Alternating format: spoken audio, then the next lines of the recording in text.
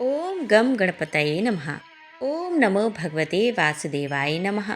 जय हो माघ मास की। माघ मास की आगे की कथा इस प्रकार है। तब राजा दिलीप कहने लगे कि महाराज, यह पर्वत कितना ऊंचा और कितना लंबा चौड़ा है। तब वशिष्ठ जी कहने लगे कि 36 योजन अर्थात 1 योजन 4 कोस का होता है। ऊंचा ऊपर चोटी में 10 योजन चौड़ा और नीचे 16 योजन चौड़ा है, जो हरी चंदन आम मदार देवदार और अर्जुन के वृक्षों से सुशोभित है। दुर्भिक्ष से दुखी होकर इस पर्वत को फल और फूलों से परिपूर्ण देखकर भृगु वहीं रहने लगे और यहाँ पर कंदराओं वनों और उपवनों में बहुत दिनों तक तप करते रहे। इस प्रकार जब भृगु ऋषि वहाँ पर अपने आश्रम पर रह रहे थे तो एक विद्याधर अपनी पत्नी सहित उतरा। वे अत्यंत दुखी थे। उन्होंने भृगु ऋषि को प्रणाम किया और ऋषि ने बड़े मीठे स्वर में उनसे कहा कि हे विद्याधर, तुम बड़े दुखी दिखाई देते हो, इसका क्या कारण है? तब विद्याधर कहने लगा कि महाराज, पुण्य के फल को पाकर, स्वर्ग पाकर तथा देवतुल्य शरीर पाकर भी मेरा मुख व्याघ्र जैसा है। मेरे दुख और अशांति का यही एक कारण है। न जाने किस पाप का फल है। मेरे चित्त की व्याकुलता का दूसरा कारण भी सुनिए। मेरी पत्नी अति रूपवती, मीठा वचन बोलने वाली, नाचने और गाने की कला में अति प्रवीण, शुद्ध चित्त वाली, सातों सुरों वाली, वीणा बजाने वाली, जिसने अपने कंठ से गाकर नारद जी को प्रसन्न किया, नाना स्वरों के नाद से वीणा बजाकर कुबेर को प्रसन्न किया, अनेक प्रकार के नाच ताल से शिवजी महाराज भी अति प्रसन्न और रोमांचित हुए। शील, उदारता, रूप तथा यौवन में स्वर्ग की कोई अप्सरा भी इस जैसी नहीं है। कहाँ ऐसी चंद्रमुखी स्त्री और कहाँ मैं व्याघ्र मुख वाला। यही चिंता सदैव मेरे हृदय को जलाती है। विद्याधर के ऐसे वचन सुनकर तीनों लोकों की भूत, भविष्य और वर्तमान की बात जानने वाले तथा दिव्य दृष्टि वाले ऋषि कहने लगे कि हे विद्याधर, कर्म के विचित्र फलों को प्राप्त होकर ज्ञानी पुरुष भी मोह को प्राप्त हो जाते हैं। मक्खी के पैर जितना विष भी प्राण लेने वाला हो जाता है। छोटे छोटे पापों का फल भी अत्यंत दुखदायी हो जाता है। तुमने माघ मास की एकादशी का व्रत करके द्वादशी न आने तक शरीर में तेल लगाया, इसी पाप कर्म से व्याग्र हुए। एकादशी के दिन उपवास करके द्वादशी को तेल लगाने से राजा पुरुरवा ने भी कुरूप शरीर पाया था।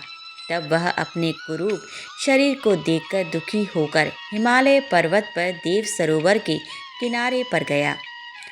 प्रीतिपूर्वक शुद्ध स्नान कर कुशा के आसन पर बैठकर भगवान कमल नेत्र, शंख चक्र गदा पद्म के धारण करने वाले, पीतांबर पहने, वनमाला धारण किए हुए विष्णु का चिंतन करते राजा पुरुरवा ने 3 मास तक निराहार रहकर भगवान का चिंतन किया। इस प्रकार 7 जन्मों में प्रसन्न होने वाले भगवान राजा के 3 महीने के तप से ही अति प्रसन्न हो गए और माघ की शुक्ल पक्ष की एकादशी को प्रसन्न होकर भगवान ने अपने शंख के जल से राजा को पवित्र किया। भगवान ने उसके तेल लगाने के बाद याद दिलाकर सुंदर देवताओं का रूप दिया, जिसको देखकर उर्वशी भी उसको चाहने लगी और राजा कृतज्ञ होकर अपनी पुरी को चला गया। भृगु ऋषि कहने लगे कि हे विद्याधर, इसीलिए तुम क्यों दुखी होते हो? यदि तुम अपना यह राक्षसी रूप छोड़ना चाहते हो तो मेरा कहना मानकर जल्दी ही पापों को नष्ट करने वाली हेमकूट नदी में माघ में स्नान करो, जहाँ पर ऋषि सिद्ध देवता निवास करते हैं। अब मैं इसकी विधि बतलाता हूँ। तुम्हारे भाग्य से माघ मास आज से 5वें दिन ही आने वाला है।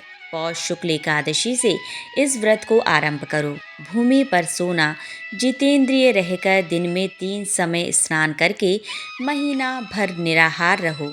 सब भोगों को त्याग कर तीनों समय भगवान विष्णु का पूजन करो। जब तुम द्वादशी को शिवजी स्तोत्र और मंत्रों से पूजन करोगे तो तुम्हारा मुख देखकर सभी चकित हो जाएंगे और तुम अपनी पत्नी के साथ सुखपूर्वक क्रीड़ा करोगे।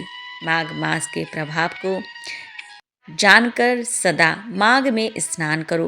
पाप दरिद्रता से बचने के लिए मनुष्यों को सदा यत्न से माघ मास का स्नान करना चाहिए। स्नान करने वाला इस लोक तथा परलोक में सदा सुख पाता है। वशिष्ठ जी कहते हैं कि हे दिलीप, भृगु जी के यह वचन सुनकर वह विद्याधर अपनी स्त्री सहित उसी स्थान पर पर्वत के झरने में माघ का स्नान करता रहा और उसके प्रभाव से उसका मुख देव सदृश हो गया और वह मणिग्रीव पर्वत पर आनंद से रहने लगे। भृगु जी भी नियम की समाप्ति पर शिष्यों सहित इवा नदी के तट पर आ गए। श्री वशिष्ठ जी कहने लगे कि हे राजन, अब मैं माघ के उस महात्म्य को कहता हूँ जो कार्तवीर के पूछने पर दत्तात्रेय ने कहा था।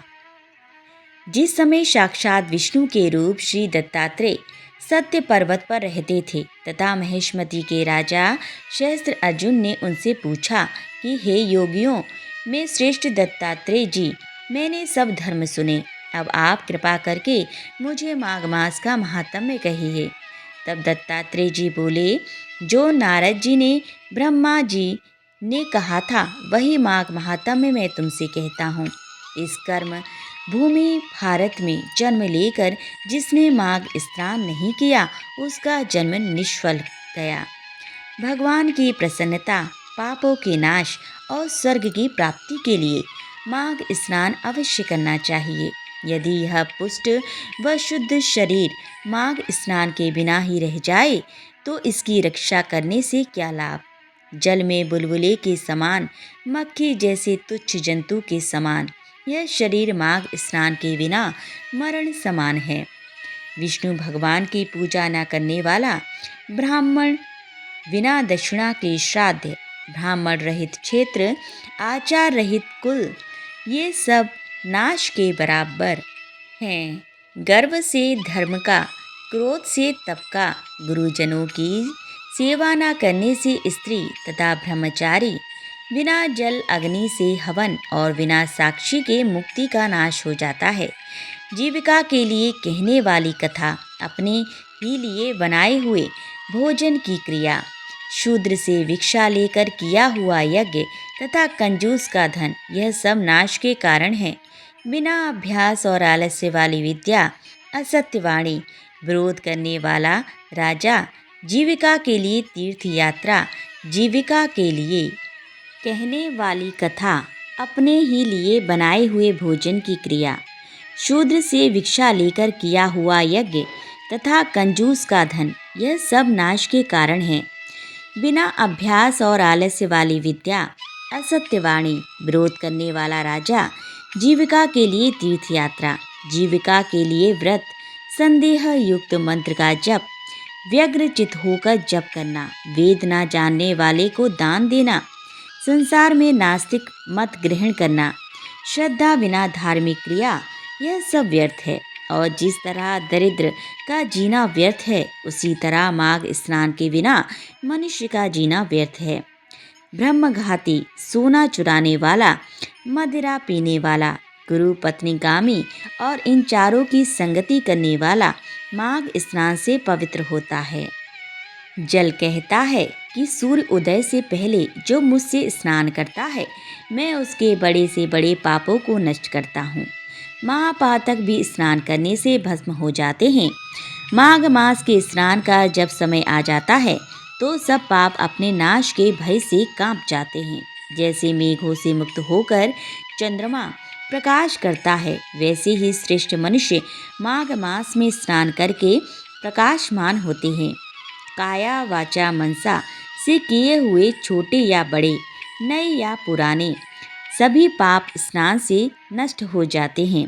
आलस्य में बिना जाने जो पाप किए हों वह भी नाश को प्राप्त होते हैं। जिस तरह जन्म जन्मांतर के अभ्यास से आध्यात्मिक ज्ञान की प्राप्ति होती है, उसी तरह जन्मांतर अभ्यास से ही माघ स्नान में मनुष्य की रुचि होती है। यह अपवित्रों को पवित्र करने वाला बड़ा तप और संसार रूपी कीचड़ को धोने की पवित्र वस्तु है। हे राजन, जो मनवांचित फल देने वाला माघ स्नान नहीं करते, वह सूर्य चंद्र के समान भोगों को कैसे भोग सकते हैं। आज की कथा यहीं संपन्न होती है। इसके आगे की कथा अगले वीडियो में। तब तक के लिए ओम नमो भगवते वासुदेवाय नमः। जय हो माघ मास की। हर हर गंगे।